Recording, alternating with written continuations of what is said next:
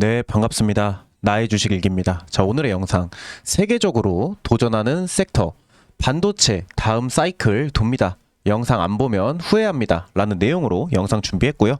영상 시청하시면서 좋아요, 구독, 댓글, 알림 설정까지 한 번씩 부탁드리도록 하겠습니다. 그리고 오늘이 말복이에요. 말복이기 때문에 꼭 삼계탕 한 그릇 시원하게 하시는 거 추천드린다 라는 말씀 드리면서 영상 시작하도록 하겠습니다. 자, 일단 뭐 거래대금 상위 종목은 또 1, 2위가 바뀌어요. 지금 계속해서 바뀌고 있는 추세입니다. 자, 뭐 하이닉스, 그다음이 삼성전자로 이어지는 그런 추세고요. 자, 그다음에 이제 뭐 코덱스 레버리지, 뭐 코덱스 200 오늘 같은 경우에 증시가 상승을 했기 때문에 또 상승을 하는 지수 추종이 또 4, 5위에 올라와 있습니다. 뭐 1, 2, 3위는 계속해서 똑같죠. 한익, 삼전, 그 다음 삼성전기까지 1, 2, 3위는 똑같고 4, 5위, 그 다음 6위까지도 똑같아요. 좀 달라진다고 한다면 뭐 미국 S&P 500 요 정도고요. 그 다음에 이제 코덱스 인버스, 즉 하락에 베팅을 하는 요런 지수 추종이 아직까지도 조금 활성화가 되고 있다. 뭐 타이거 200 아니면 코스닥 150 레버리지, 미국 S&P 500, 나스닥 100 등 약간 아직까지도 지수 추종 쪽은 원래 거래대금 자체가 좀 활발한 편이긴 했어요. 하지만 LG전자, 현대차 등 좀 여러 가지 개별주들도 점점 좀 호재를 가지고 불러온다 라고 생각을 하시면 될 것 같습니다. 계속되는 순환매는 이어지고 있다 라고 생각을 하시면 돼요. 확실히 이전에 비해서는 좀 증시가 많이 나아졌다 라고 생각을 할 수 있다는 거죠. 자, 일단 뭐 한 주의 마무리를 한번 또 코멘트를 드려볼까 합니다. 일단 뭐 금리 인상 가능성, 요게 조금 중요했죠. 근데 이제 7월 CPI에서 물가 둔화 흐름 확인이 됐고, 이후 PPI에서도 둔화세를 확인을 하면서 9월 금리 동결 가능성이 67.1%로 확대를 했다는 거예요. 그러면 금리 인상보다는 9월에 금리 동결 쪽으로 포지션을 잡아갈 가능성이 상당히 높아졌다라고 생각을 하시면 됩니다. 자, 그 다음에 샌디스크 인베스터 데이가 있었어요. 2028년에서 2030년까지 매출의 10%대 중후반의 성장과 매출 총이익률 약 80%, 영업이익률 약 75% 유지 목표를 제시를 했습니다. 충분히 긍정적으로 생각을 할 수 있다는 거죠. 자, 그 다음에 또 중요한 포인트가 이거죠. 사실 여기에 초과 FCF의 100% 주주 환원에 활용하겠다라고 밝혔습니다. 자, 이제 초과 FCF가 뭐냐면요, 이제 추가적인 필수 지출 있잖아요. 뭐 예를 들어 부채 상환, 뭐 세금 정산, 배당 등 이제 계약상 정해진 항목을 제외하고 그런 부분을 추가로 차감을 한 뒤에 완전히 자유롭게 쓸 수 있는 순수 여유 자금을 뜻합니다. 그렇다는 것은 우리가 번 돈에서 낼 거 다 내고 남는 돈은 전부 다 주주에 환원해 줄게 라고 하는 거죠. 그러면 당연히 주주들의 입장에서 와, 이 기업 상당히 메리트가 있다 라고 느낄 수밖에 없는 거죠. 근데 이제 조금 중요한 문제는 뭐냐면요, 바로 삼성전자와 SK하이닉스의 주주 환원도 빨리 발표가 되기를 저는 조금 기다리고 있습니다.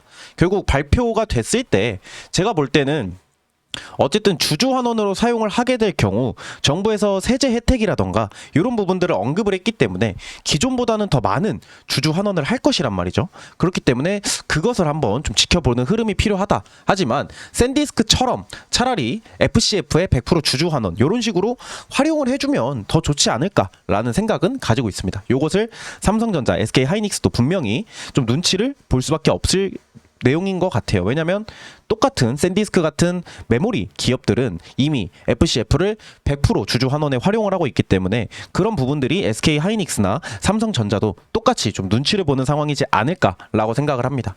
자, 그러므로 샌디스크로 인한 메모리 업종이 상승세를 이뤘습니다.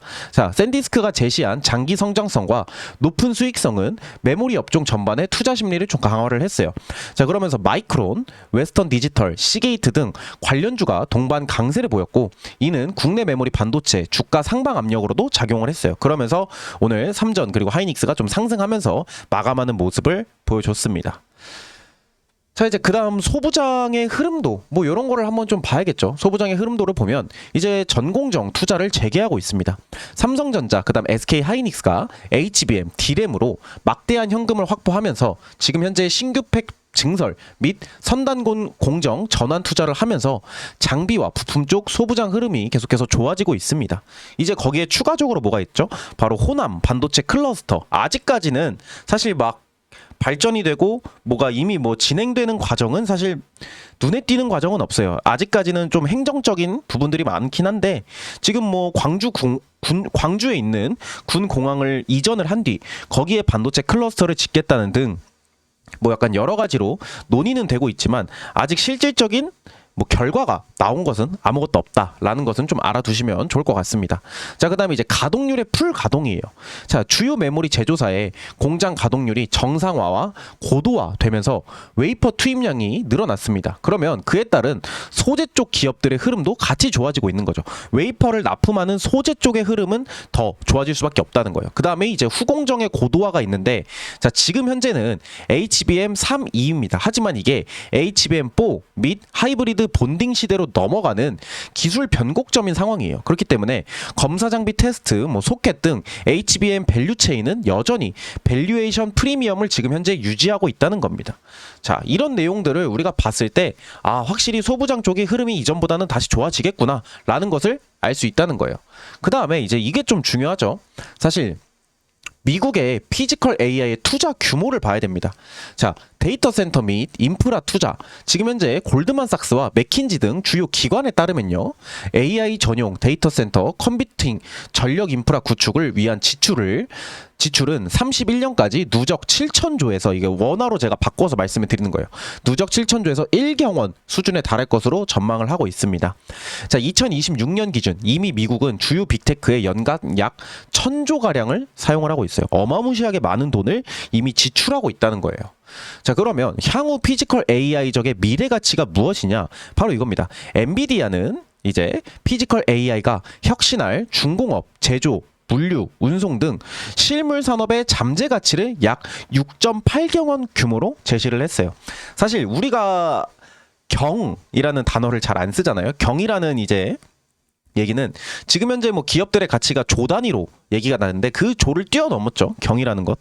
전 경이라는 가치는 사실 우리가 실물적으로 한 번도 보지 못한 가치입니다. 그렇기 때문에 정말 시장이 엄청나게 커질 것이다라는 것은 우리가 쉽게 정말 우리의 상상 이 정도 되겠지라는 것보다 더 크다는 것을 한 번 더 실감을 할 수 있습니다. 그 다음에 UBS는 2050년까지 휴머노이드 로봇 단일 시장만 최대 2,400조 달러 규모로 추산을 합니다.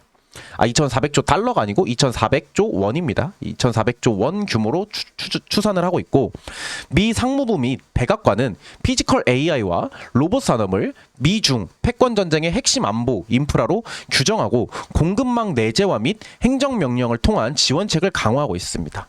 자, 이 말이 가장 중요한 거거든요. 제가 오늘 이 얘기를 왜 적었냐라고 하면은 저는 지금의 시장에서 앞으로 조만간 이 사이클이 소부장 사이클, 그 다음에 여러 사이클이 돌겠지만 그 사이클들 중에서 가장 중요한 사이클을 제가 이번에 하나 찾아냈습니다. 자, 그게 뭐냐? 바로 조금 이제 뭐 아실 분들은 아실 수 있다라고 저는 생각은 해요. 생각은 하지만 모르시는 분들도 많으실 것 같아서 제가 내용을 가져왔어요.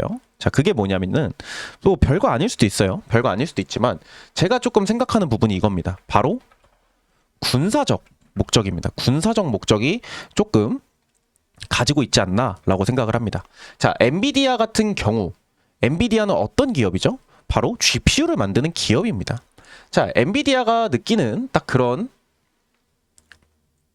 느낌을 한번 봐서 제가 시장에서 말씀을 드리면 자, 엔비디아가 지금 현재 뭐 중공업, 제조, 물류, 운송 등 실물 산업입니다. 실물 산업을 얘기를 하고 있는 것이고 그게 6.8경원이다 라고 얘기를 합니다.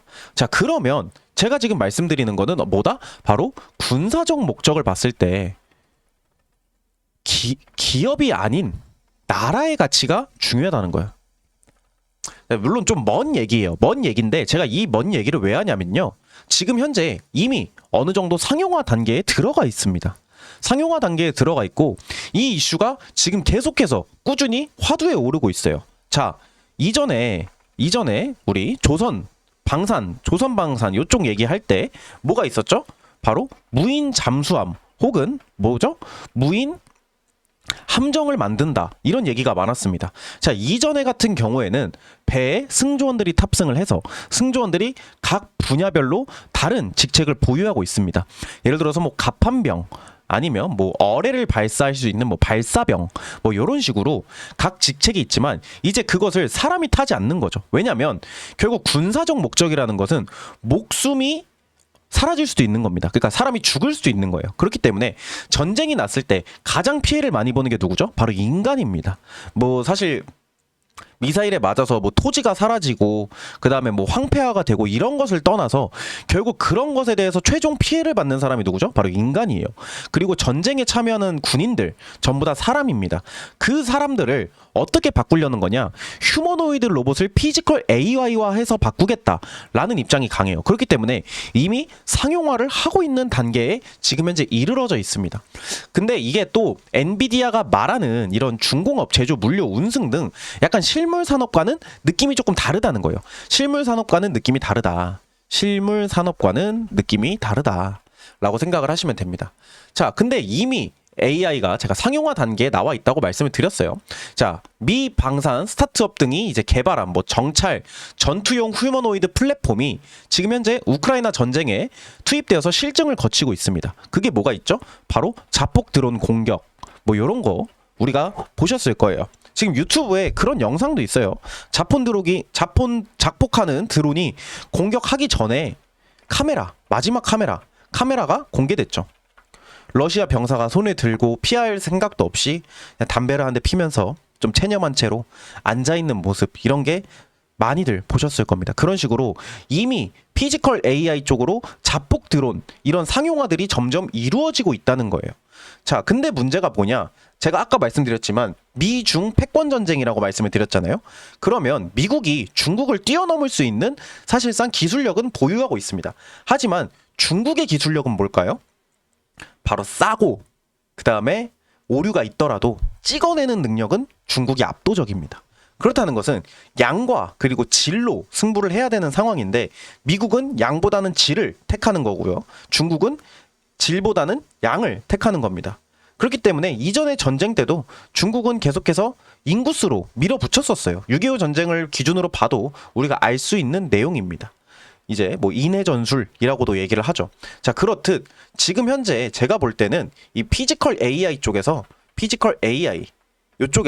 이제는 우리가 좀 뭘 봐야 된다? 바로 군사적 목적을 한번 봐보면 좋지 않을까라고 생각을 합니다. 물론 아직까지 그런 사이클이 돌진 않아요. 방산 쪽의 사이클이 강하게 돌진 않아요. 근데 왜 아직까지 강하게 돌지 않냐? 바로 이슈가 많이 없기 때문이에요. 주식이라는 게 뭐죠? 이슈에 움직이고 그 다음에 실적에 움직이고 기대감에 움직이는 게 주식입니다. 자, 뉴스에 이제 그런 말 있잖아요. 찌라시에 사서 뉴스에 팔아라. 그럼 제가 지금 말씀드리는 건 뭐죠? 찌라시에 가깝다는 겁니다. 그렇기 때문에 제가 볼 때는 지금 현재 이 군사적 목적 쪽으로 스탠스를 조금 바꿔가는 게 좋지 않을까라고 생각을 합니다. 자, 그렇기 때문에 지금의 전장 인프라와 휴머노이드 AI, 피지컬 AI 쪽 인프라의 시장이 아예 달라질 가능성이 높다는 거예요. 지금은 사람이 총을 들고 그 다음에 이제 뭐 방탄복 혹은 철모를 쓰고 전쟁을 치르죠. 전쟁에 나가는 그런 상황인데 이게 어떻게 바뀌냐? 사람은 지하 벙커 같은 곳에서 이제 뭐를 할까요? 바로 동작을 하는 겁니다. 작동. 근데 작동도 이제 기본적인 작동은 알아서 휴머노이드 로봇이 할 것이고요. 그럼 사람은 뭘 하냐? 격발. 이제 우리가 흔히 말하는 격발 신호. 그러니까 이제 휴머노이드 로봇은 그런 게 있을 거 아니에요. 이걸 쏴도 돼? 아니면 안 쏴도 돼? 이런 부분들을 사람이 통제를 한다는 거예요. 그러니까 살상을 위해선 사람이 통제하는 방식을 가질 것이다 라는 겁니다. 그 전까지 어디로 이동해, 예를 들어서 A 거점에서 B 거점으로 이동해 라고 했을 때 사람이 지금은 현재 조이스틱 같은 걸로 움직여줍니다. 움직이는 게 아니라 A에서 B로 이동해 라는 그냥 명령어만 인식을 하면은 알아서 길을 찾아서 간다는 거죠. 뭐 헤엄을 쳐서 갈 수도 있고 아니면은 뭐 나무를 타서 갈 수도 있고 아니면은 뭐 숨어서 이제 이동을 할 수도 있고, 이런 것들은 피지컬 AI가 선택을 하되 기본적인 최종 그리고 큰 명령들만 사람들이 내릴 가능성이 가장 높다는 겁니다. 자, 이렇게 됐을 때 국가에서는 어떤 점이 이점일까요? 바로 사람이 죽지 않는다는 거예요. 이게 가장 중요합니다. 사람이 죽지 않는다는 것. 자, 그러면 단점은 뭐가 있을까요? 효율성의 문제가 있을 수도 있습니다. 자, 휴머노이드 로봇이라는 거 제가 뭐라 그랬죠? 바로 말 그대로 로봇입니다. 로봇. 사람은 먹고 자고 그러면 충전이 돼요, 몸이. 아니면 좀 강행을 한다고 쳤을 때 이제 우리가 흔히 말하는 뭐 도핑이라고도 얘기를 하는 그런 식으로 이제 말씀을 많이 드리는데, 이제 뭐 약을 먹고 정말 각성제 같은 것을 먹고 버티는 방법도 있습니다. 하지만 사람도 결국 충전을 위해서 휴식이라는 것을 취하잖아요. 근데 로봇은 그게 다르죠. 로봇은 바로 배터리입니다. 배터리. 이 배터리를 어떻게 운영을 할 것이냐, 이거에 대해서도 아직까지도 상용화에 대한 문제가 많아요. 그 다음에 이제 제가 조금 전에 말씀드린 이제 발포 권한 이런 것들, 격발을 할지 말 건지 살상을 할지 말 건지 이런 것에 대한 리스크도 지금 현재는 존재합니다. 자, 우리가 영화를 보셨을 때 아이언맨이라는 영화를 보신 분들이 계실 거예요. 자, 이 친구 같은 경우에, 아이언맨 같은 경우에는 뭐가 있죠? 바로 슈트에 아크 리액터라는 게 있습니다. 아크 리액터가 뭐냐? 소형 고출력 에너지원이에요. 그렇다는 것은 무한적으로 동력이 가능합니다. 그리고 아크 리액터를 충전하거나 그런 방식이 아니에요. 영화를 좀 좋아하시는 분들, 저 같은 경우에는 마블을 좋아했기 때문에 알고 있지만 아크 리액터, 그 말 그대로 계속해서 자기 발전이 되는 겁니다. 계속해서 자기 동력이 되는 거예요. 이거를 좀 설명을 드리기가 조금 어렵긴 한데 영화를 보신 분들은 아실 겁니다. 알아서 계속해서 충전도 되고요. 사용도 되고요. 또 충전이 되고 알아서 그게 무한 반복이 되는 시스템입니다. 그러니까 무한 동력의 시스템을 가지고 있다고 생각을 하시면 돼요. 하지만 지금 현재의 기술력, 전 세계적으로 따져도 그런 무한 동력의 기술력을 가진 곳은 없습니다. 그렇기 때문에 배터리 쪽의 이슈가 첫 번째로 클 것이다 라는 것이 있는 거죠. 자, 근데 이런 배터리 쪽의 문제는 제가 볼 때는 어느 정도 이제 시간이 지나면 개발이나 개선될 가능성이 높아요. 개발이나 개선될 가능성이 높다는 거예요. 왜 개발이나 개선이 되냐라고 생각을 하시면 좀 간단합니다. 우리가 아는 전기차를 타시는 분들은 아시겠지만 회생제동이라는 게 있어요. 실제로 회생제동을 통해서 약간의 배터리 충전이 가능합니다. 그렇기 때문에 이 휴머노이드 로봇도 동일하게 회생제동이라던가 아니면은 이제 뭐 A에서 제가 말씀드렸던 A에서 B 거점을 갔을 때 무선 충전하는 시스템, 이런 것들도 계속해서 갖춰 나갈 가능성이 높다는 거죠. 자, 그렇기 때문에 제가 볼 때 지금의 시장에서 약간 이 피지컬 AI를 보고 소부장을 보고 그 다음으로 또 볼만한, 아직까지 이슈가 활발히 나오진 않지만 올해 안에 그리고 내년 안에 나올 만한 충분한 이슈라고 하면은 바로 이 군사 목적의 피지컬 AI를 보시는 게 어떤가라는 생각을 좀 조심스럽게 해봅니다. 결국 군에서는 피지컬 AI를 원할 수밖에 없어요. 군에서는 피지컬 AI를 원할 수밖에 없고, 그리고 우리나라도 마찬가지고 미국 같은 결국 계속해서 군사력과 관련된 나라들 있잖아요. 우리나라도 아직까지도 분단 국가라고 말할 만큼 국방백서에는 아직도 북한을 우리가 주적으로 인식을 하고 있는 만큼 우리나라는 전쟁이 끝난 나라가 아닙니다. 그렇기 때문에 계속해서 어떠한 현상이 있죠? 뭐 이제 도발이라던가, 이전에 요즘은 좀 잠잠하긴 합니다. 요즘은 잠잠하긴 하지만 도발이라던가 아니면 결국 계속해서 뭐 이제 간첩을 보낸다던가 그런 군사적 충돌이 계속해서 이루어지고 있다는 거예요. 그렇기 때문에 그런 문제들을 좀 해결을 하지 않을까라고 생각을 합니다. 결국 우리나라도 GP를 지금 현재 이제 좀 뭐 폐쇄가 됐고 뭐 사라지긴 했지만 결국 GP가 다시 부활할 가능성이 있다는 거예요. 근데 이제 GP가 부활을 했을 때 그걸 인간들이 지키는 게 아니라 로봇이 지킨다는 거죠. 로봇이 지켜서, 로봇 같은 경우는 더더욱 조금 더 인간보다는 더 활성화된 지능을 가지고 있잖아요. 뭐 일단 예를 들어서 뭐 이제 사람의 경우 밤에는 못 보는 그런 물체들, 야간 투시경, 그리고 야간 카메라 등을 이제 사용하는 게 아닌 일반적인 시야로 그냥 봤을 때, 맨눈으로 봤을 때 확인이 안 되는 물체라던가 행동들을 로봇들은 전부 감시해서 그런 부분을 계속해서 보고를 올릴 수 있는 만큼 로봇이 조금 더, 우리나라의 군사적 현재의 시스템을 봤을 땐 로봇이 조금 더 안정성, 그 다음에 긴장감을 조금 더 낮출 수 있는 행위가 되지 않을까라고 생각을 합니다.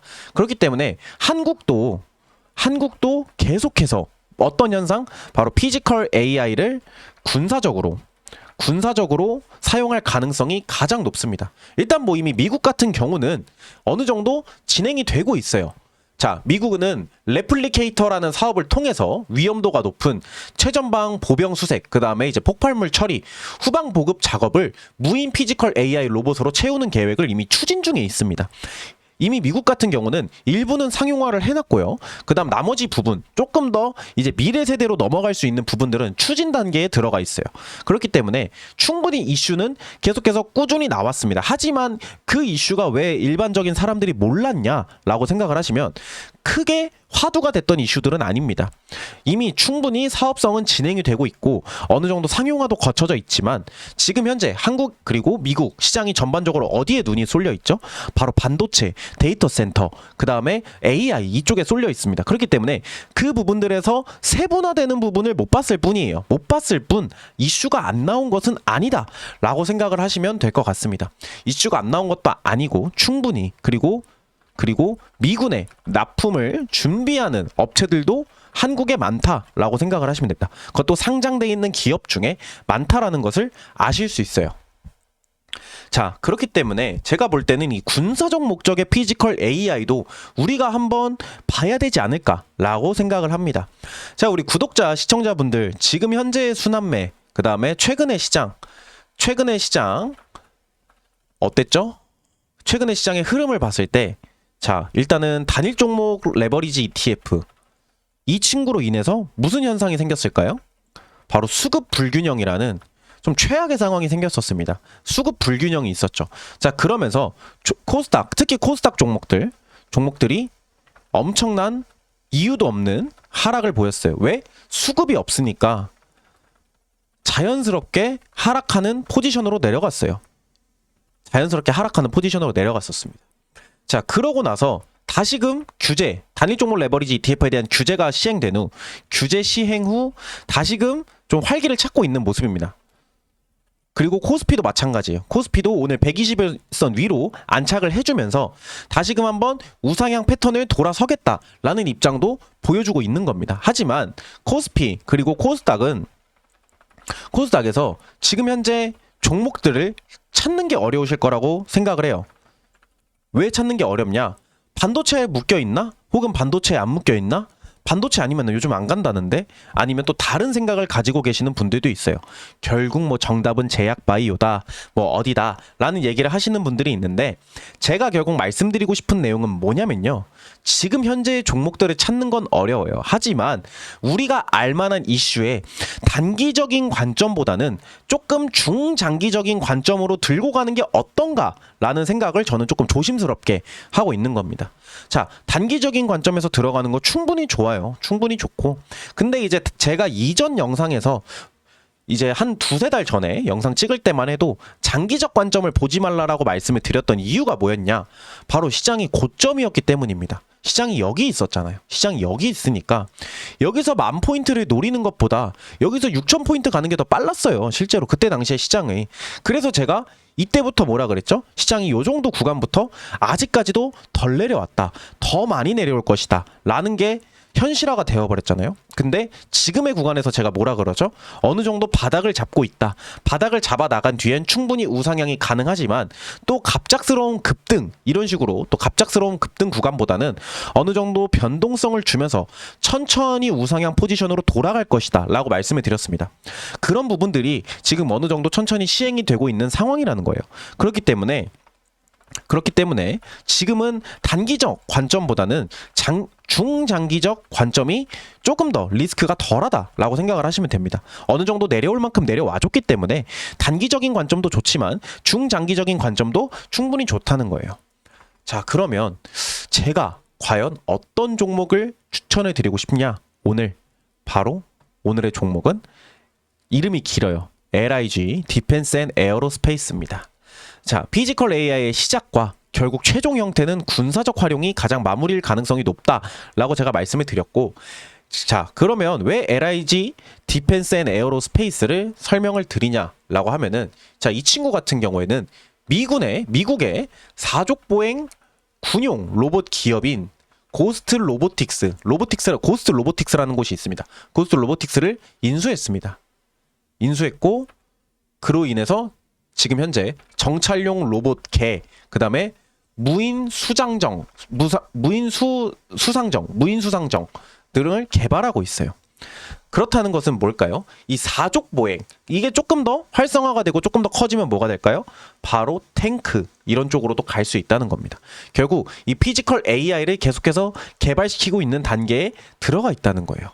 자, 그렇기 때문에 오늘의 추천주는 이제 LIG 디펜스 앤 에어로스페이스고, 자, 요 종목 한번 또 차트 봐봐야죠. 우리가 안 볼 수는 없으니까. 자, 차트 한번 봐보면, 보시면 이 종목은 좀 아시겠지만 변동성이 그나마 적었어요. 다른 종목들은 뭐 40%를 뛰어넘어서 뭐 80%, 90%까지도 많이 떨어졌었지만, 이 종목은 그래도 저는 고점 대비 이 정도면 좀 낮은 흐름이지 않나? 라고 조금 조심스럽게 생각을 해봅니다. 자, 그러면서 지금 현재가 고점 대비 24% 정도까지 시장이 많이 올라왔어요. 원래는 47%까지 내려갔던 것이 24%까지 지금 현재 내려와 있습니다. 자, 이 종목이 제가 볼 땐 장기적 우상향을 가져갈 가능성이 좀 높습니다. 이미 외국인 쪽에서는 계속해서 한 7월 말부터 현재까지 순매수 포지션에 들어가 있어요. 순매수 포지션에 들어가 있고, 거래량 자체는 적을 수 있습니다. 거래량 자체는 적을 수 있지만 외인이 지금 어떤 과정? 꾸준히 사모으고 있는 과정을 들어가고 있다는 겁니다. 외인이 꾸준히 사모았을 때 추후 장기적으로 주가가 상승 동력을 달리겠구나 라는 것은 이제 우리가 어느 정도는 알 수 있는 사실이에요. 그렇기 때문에 제가 볼 때는 올해 말 아니면 내년 이제 6월 이전으로 전고점 돌파까지도 충분히 이루어지지 않을까라고 생각을 해서 LIG 이제 디펜스 앤 에어로 스페이스를 추천해 드립니다. 자, 그리고 이제 영상 마무리하기 전에 제가 조금 궁금한 부분이 있어서요. 우리 구독자, 시청자분들, 제 유튜브 지금 현재 이름이 나의 주식일기인데 요거를 조금 바꾸고 싶어요. 제가 혹시 추천하실 내용이 있다면 추천도 받지만, 제 지금 생각은 제가 좀 약간 제가 이름이 김씨이기 때문에 김쌤의 주식일기 요런 식으로 좀 바꿔볼까 합니다. 김쌤의 주식일기 요런 식으로 바꿔볼까 하는데, 혹시라도 잘 어울릴 이름이 있다면 추천을 채팅창이 아니라 댓글에 적어주시길 바라겠습니다. 네, 요 얘기를 한번 드리고 싶었어요. 만약에 뭐 따로 얘기가 없다면 그냥 저 혼자서 김쌤의 주식일기로 닉네임을 좀 유튜브 명을 변경할 생각을 가지고 있으니까요. 우리 구독자, 시청자 분들도 재밌는 이름이 있다면 한 번씩 추천해 받도록 하겠습니다. 자, 이러면서 오늘 시장 조금 잘 마무리가 된 것 같아요. 이번 주 시장 자체가 좀 잘 마무리가 된 것 같으니까요. 우리 구독자, 시청자분들은 다음 주 시장을 또 어떻게 대응해야 될지 제가 이제 내일이나 일요일 영상으로 업로드 해드릴 테니까요. 많은 시청 부탁드리도록 하겠습니다. 녹화 여기서 마무리하면서 남은 주말 행복하게 잘 보내시길 바라겠습니다. 영상 시청해주셔서 감사합니다. 녹화 끝.